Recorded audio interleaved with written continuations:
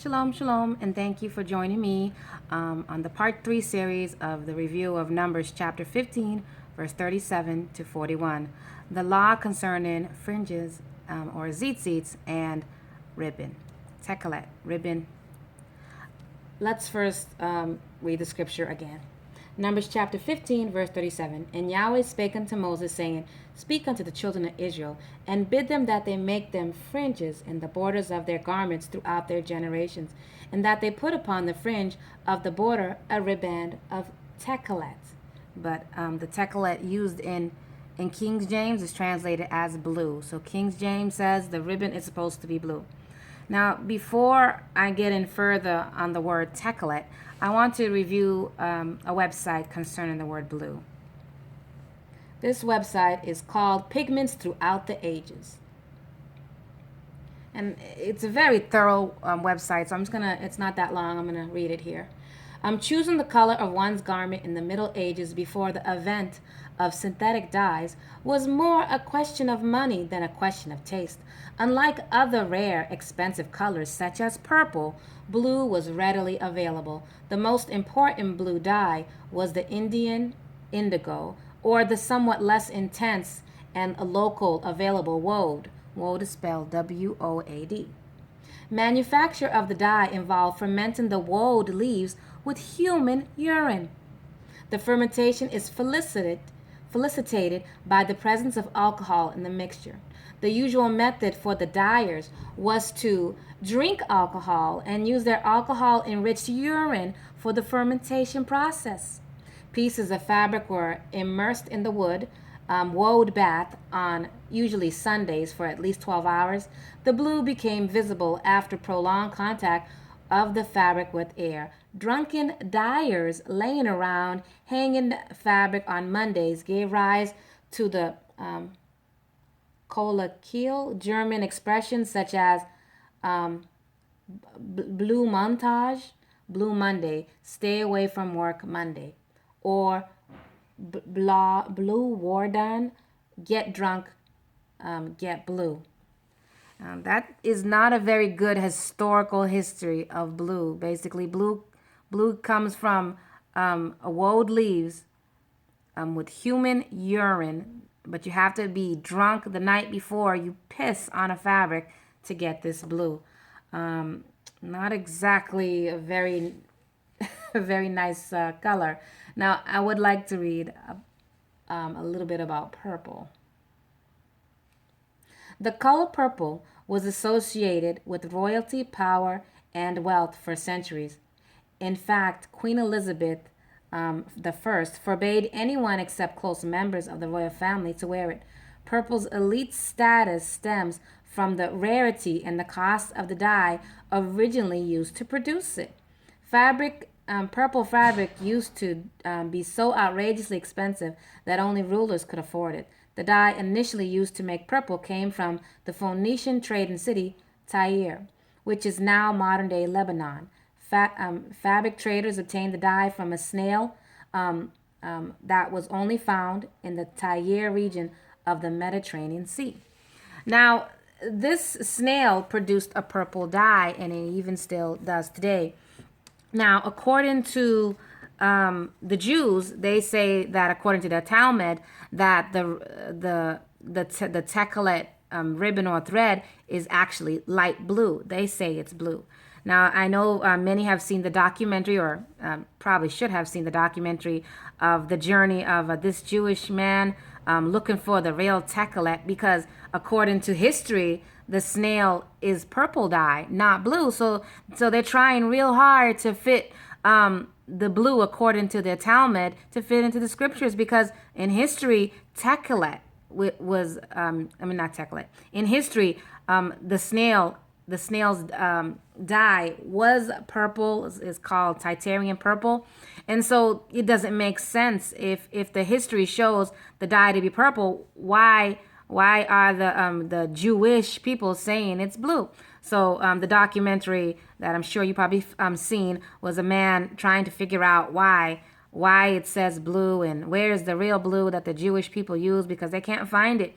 And he finally found a blue from a snail by allowing the dye to sit in the sun. It turned blue. And so he was so excited, and he believes that this is the blue, the real Tekayleth, because it comes from a snail, and you put it in the sun, it turns blue. But you know what? It doesn't sit right with me. It doesn't sit right with me that you would take a color like purple, which was so rare. The best animal to produce it. It required so many snails to produce this purple. It doesn't seem right that you would then take that rare dye, throw it in the sun, and make it blue. Basically, make it look like the blue that humans peed on. Basically, the leaves that humans peed on turn the same indigo color. So why would you take this rare exotic purple and then put it in the sun and ruin it and make it look like the pissy blue? That didn't sit right with me at all, and it shouldn't sit right with you. Matter of fact, the word Tekayleth in Hebrew means violet. So Tekayleth means violet. The snail produces a violet color. In history, it shows that the royal people, they desired purple because it was rare. Matter of fact, the titanium purple was worth more than gold. It was highly sought and valuable.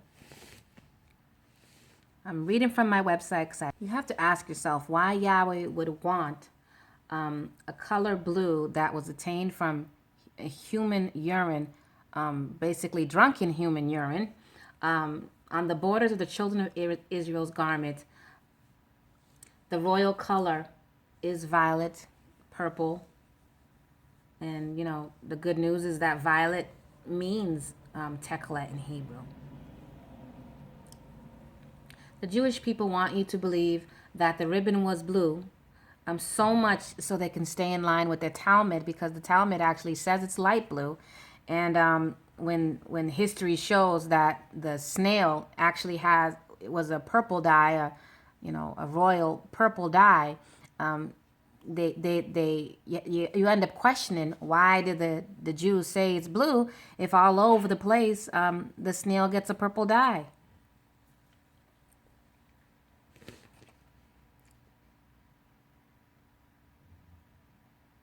Without the Talmud or their 2 cents, it would be a no-brainer that the ribbon on the garments written in Numbers chapter 15:37 was indeed violet, titanium purple, to be exact, the most expensive, glorious dye in the ancient world, and even now.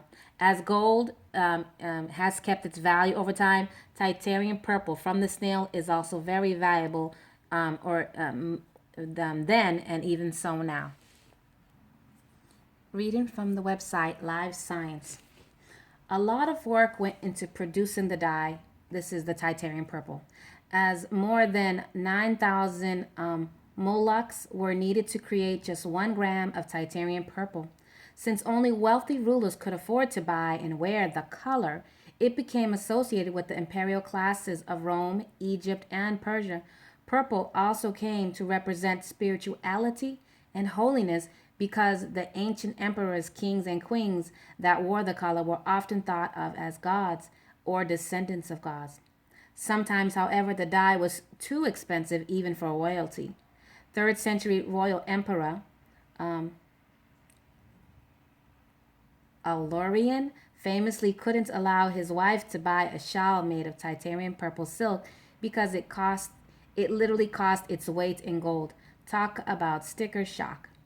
Purple's exclusivity carried over to the Elizabethan era in 1558 to 1603, during which time everyone in England had to abide by the supplementary laws, which strictly regulated what color fabric and clothes could and couldn't be worn by different classes within English society. So you see, the purple was a very expensive fabric and couldn't obviously be imitated. So it was left to the trim of the garments, or only the rich could afford to completely dye their clothes titanium purple. But blue could be attained from many different methods. India gets its name from indigo, because they were the producers of that blue. So blue was readily available, and even the Egyptians, they were the first synthetic dyers, they came up with a process to dye blue, and it was like a synthetic process. I guess it used copper and different elements to get the blue. So blue was readily available, and it was fairly easy to dye your clothes blue, but purple was not. So there it is. History proves that Titanian purple, which came from the snail, was a royal purple color, a violet color. And blue was readily available from various different sources. The only reason you might believe that the dye Tekayleth in Numbers chapter 15 was blue was from the Jewish people and their Talmud, which says it's light blue.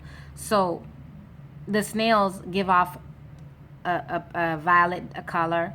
The history proves that violet was for royalty, and blue did not have a good reputation as far as being a royal color, maybe until later centuries. But back in the days of Moses, it would definitely be titanium purple was the color for the rich and for those who are royal.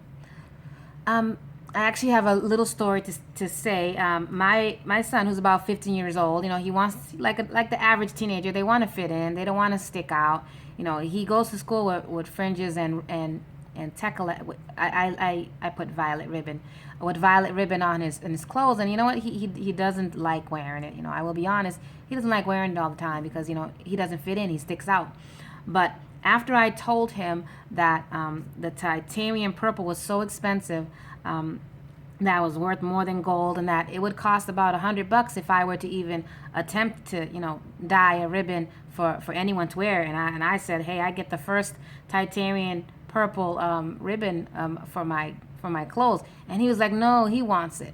The same boy that did not like to wear it before it was something of a high status, now all of a sudden he wants to wear it, and he wants to be the first one to get it. And I was like, I was a little bit I was a little bit upset with that, because now that it was expensive and rare, now he wants to wear it. But then it got me thinking. Yahweh called us a set-apart people. He called the Israelites a set-apart people. He chose them. He separated them from the nations, and he said that we are supposed to separate from the people. And he gave us a royal apparel. He gave us a royal apparel, fringes on the hem of our garments with Tekayleth, which is a royal violet color ribbon on our clothes. He set us apart. And so I do not believe that you should wear fringes and ribbon on a t-shirt or on a American style garment. I don't think you should do that. I believe the whole point on wearing fringes and ribbon, yes, it is to remember the commandments, but we're supposed to set ourselves apart from the nations. And it was a garment for royalty. We should have a set apart garment, maybe like a outer garment, like a vest or a shawl, that's more of a royalty type of garment than just to throw it on a t-shirt. We should represent ourselves better than what we've been doing. And that's going to lead me to my next part of the video, part 4. So if you could just look out for it, I have more to say on this subject concerning it. So shalom and thank you for watching. Like and subscribe, and have a good day. Shalom.